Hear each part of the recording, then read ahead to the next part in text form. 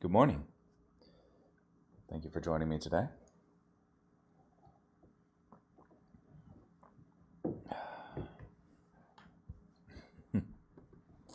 Let's start here in Leviticus chapter 1, verse 1 through chapter 3, verse 17.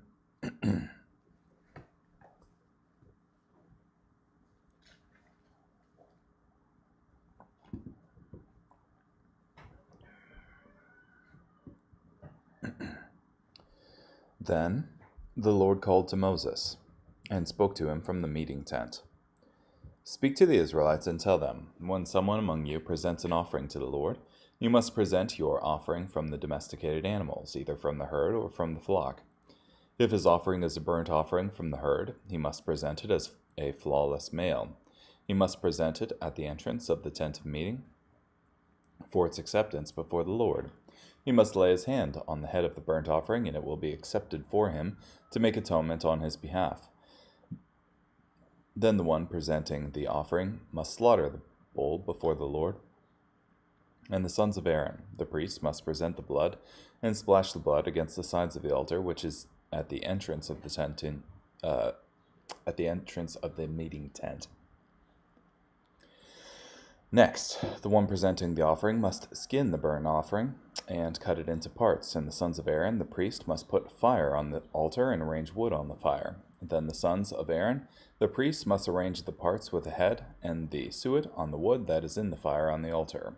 Finally, the one presenting the offering must wash its entrails and its legs in water, and the priest must offer all of it up in smoke on the altar. It is a burnt offering, a gift of a soothing aroma to the Lord. If his offering is from the flock, for a burnt offering from the sheep or the goats, he must present a flawless male, and must slaughter it on the north side of the altar before the Lord, and the sons of Aaron, the priests, will splash its blood against the altar's sides. Next, the one presenting the offering must cut it into parts with its head and its suet, and the priests must arrange them on the wood, which is in the fire on the altar. Then the one presenting the offering must wash the entrails and the legs in water, and the priest must present all of it and offer it up in smoke on the altar. It is a burnt offering, a gift of a soothing aroma to the Lord. If his offering to the Lord is a burnt offering from the birds, he must present his offering from the turtle doves or from the young pigeons. The priest must present it at the altar, pinch off its head, and offer the head up in smoke on the altar, and its blood must be drained out against the side of the altar. Then the priest must remove its entrails by cutting off its tail feathers, and throw them to the east side of the altar into the place of fatty ashes, and tear it open by its wings without dividing it into two parts. Finally, the priest must offer it up in smoke on the altar on the wood, which is in the fire. It is a burnt offering, a gift of a soothing aroma to the Lord. When a person presents a grain offering to the Lord, his offering must consist of choice wheat flour, and he must pour olive oil on it and put frankincense on it. Then he must bring it to the sons of Aaron, the priests, and the priest must scoop out from there a handful of its choice wheat flour and some of its olive oil, in addition to all of its frankincense, and the priest must offer its memorial portion up in smoke on the altar. It is a gift of a soothing aroma to the Lord. The remainder of the grain offering belongs to Aaron and to his sons. It is most holy from the gifts of the Lord. When you present an offering of grain baked in an oven, it must be made of choice wheat flour, baked into unleavened loaves mixed with olive oil, or unleavened wafers smeared with olive oil. If your offering is a grain offering made on the griddle, it must be choice wheat flour mixed with olive oil unleavened. Crumble it in pieces and pour olive oil on it. It is a grain offering. If your offering is a grain offering made in a pan, it must be made of choice wheat flour, deep fried in olive oil. You must bring the grain offering that must be made from these to the Lord. Present it to the priest, and he will bring it to the altar. Then the priest must take up from the grain offerings its memorial portion and offer it up in smoke on the altar. It is a gift of a soothing aroma to the Lord. The remainder of the grain offering belongs to Aaron and to his sons. It is most holy from the gifts of the Lord. No grain offering which you present to the Lord can be made with yeast, for you must not offer up in smoke any yeast or honey as a gift to the Lord. You can present them to the Lord as an offering of first fruit, but they must not go up to the altar for a soothing aroma. Moreover, You must season every one of your grain offerings with salt. You must not allow the salt of the covenant of your God to be missing from your grain offering. On every one of your grain offerings you must present salt. If you present a grain offering of first ripe grain to the Lord, you must present your grain offering of first ripe grains as soft kernels roasted in fire, crushed bits of fresh grain. And you must put olive oil on it and set frankincense on it. It is a grain offering. Then the priest must offer its memorial portion up in smoke, some of its crushed bits, some of its olive oil, in addition to all of its frankincense. It is a gift to the Lord. Now, if his offering is a peace offering sacrifice, if he presents an offering from the herd, he must present before the Lord a flawless male or female.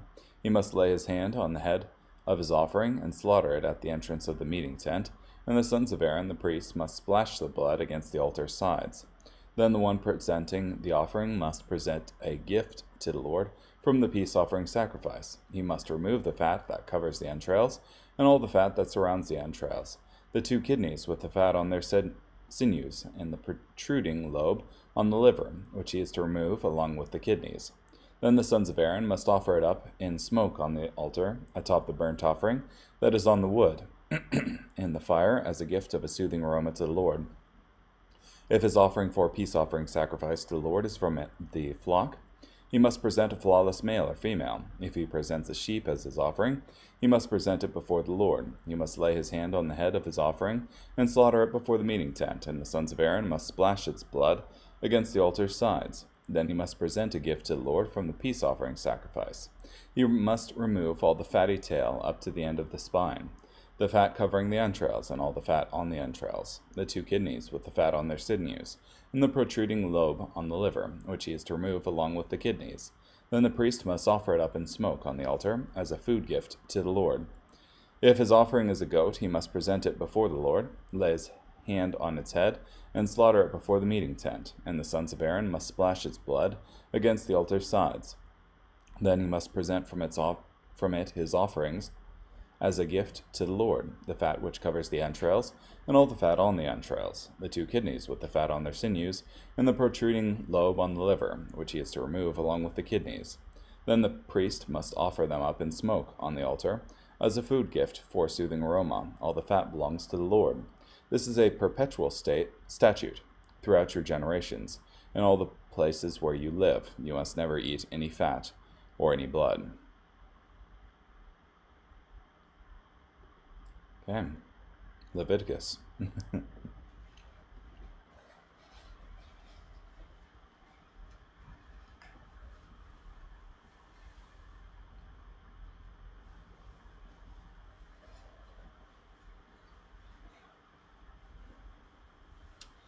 Yeah. So I guess I'm just a factoid because I didn't realize that this was how it was. But Judaism believes that when Moses went up to get or at least my understanding of Judaism is that when Moses went up to get the law from the Lord, he also had this commentary, essentially, on the law of like jurisprudence on the law, which is the basis that the rabbis use for continued lawmaking, because it needs to be constantly reinterpreted, though the text does not permit that, I would say. The text of the Bible does not permit that, I would say. Okay. I guess just carrying on to Mark here. Mark chapter 1, verse 29 through chapter 2, verse 12. Now as soon as they left the synagogue, they entered Simon and Andrew's house with James and John. Simon's mother-in-law was lying down sick with a fever, so they spoke to Jesus at once about her. He came and raised her up by gently taking her hand.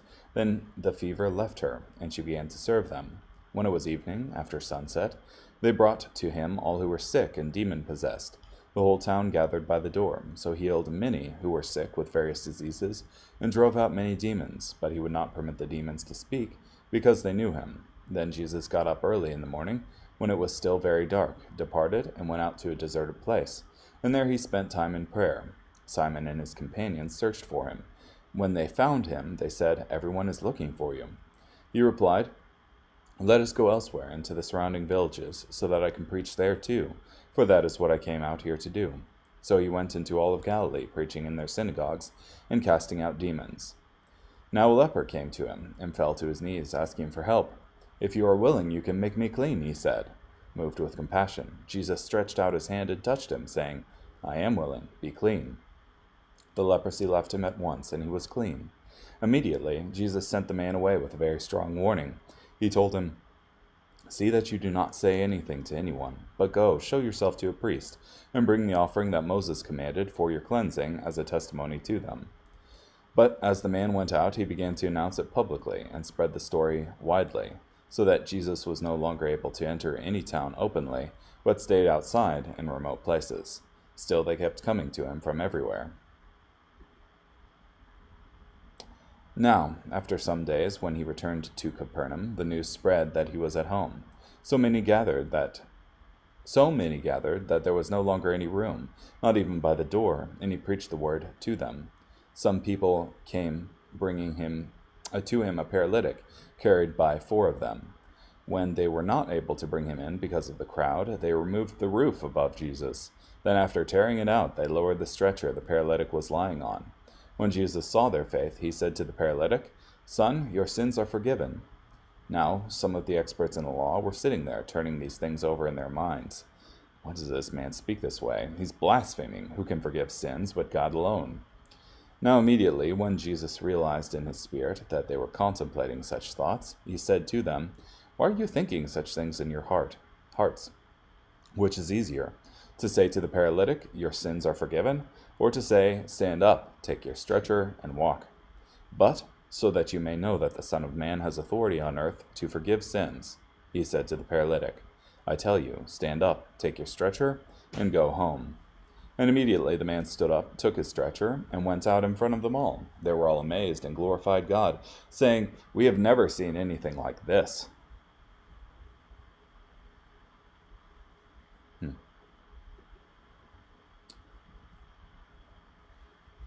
At the end of Mark chapter 1, you have this story of the leper being healed, and he told him to go show yourself to a priest and bring the offering that Moses commanded for your cleansing. Now, the offering that Moses commanded for the cleansing of a leper, oh my goodness. Gonna just have to do it off memory. I think it was like a bowl filled with water and 2 birds. I think they were like doves. And one of the birds would be killed, and its blood mixed with the water, and the other bird would be dipped into this and set free. So you have kind of this sacrificial, substitutionary imagery, even in the sacrifice that's being offered.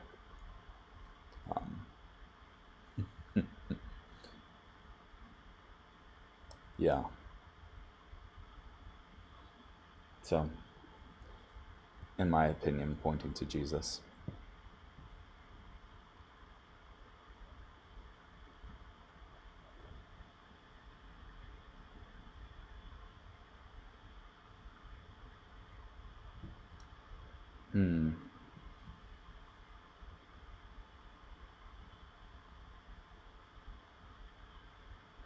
Oh yeah, that's what. I can only store 1 point in my mind at a time. So you have the second, this miracle in Mark chapter 2, verses 1 through 12, where he heals this paralytic. And the Pharisees are standing there and musing to themselves about Jesus saying he forgives this man's sins. And then Jesus straight up heals him. And it's amusing to me that later on the Pharisees ask him, "Teacher, we want a sign from you." And he's like, "No sign's going to be given to you except for the sign of Jonah, because just as Jonah was 3 days and 3 nights in the belly of the whale, so the Son of Man will," yeah, that same sort of thing. And if you just read that passage, it's like, well, why didn't he do any miracles for them? And you have here, he was doing miracles for them. So,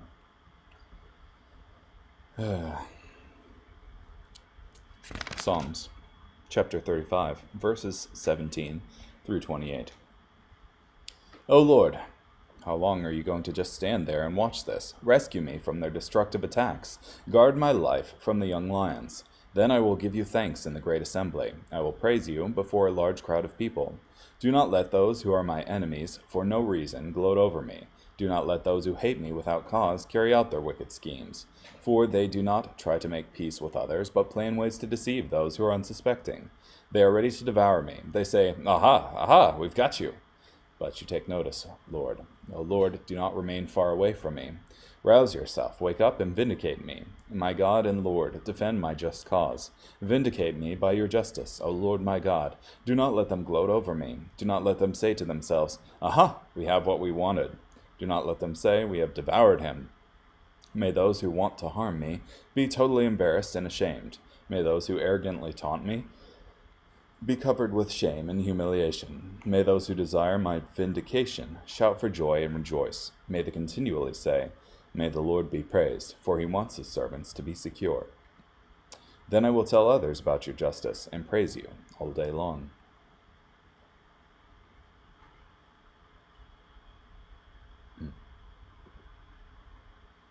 And finally, Proverbs chapter 9, verses 13 through 18.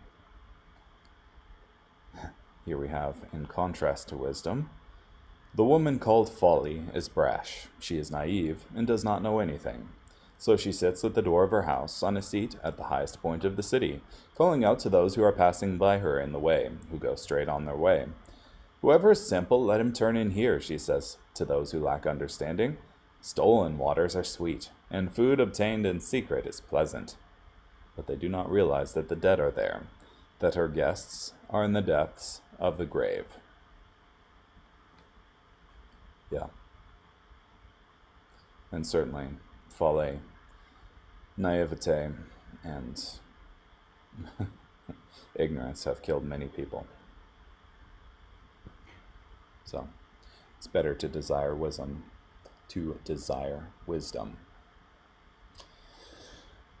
Okay, well, thank you for joining me today. Appreciate it. Bye.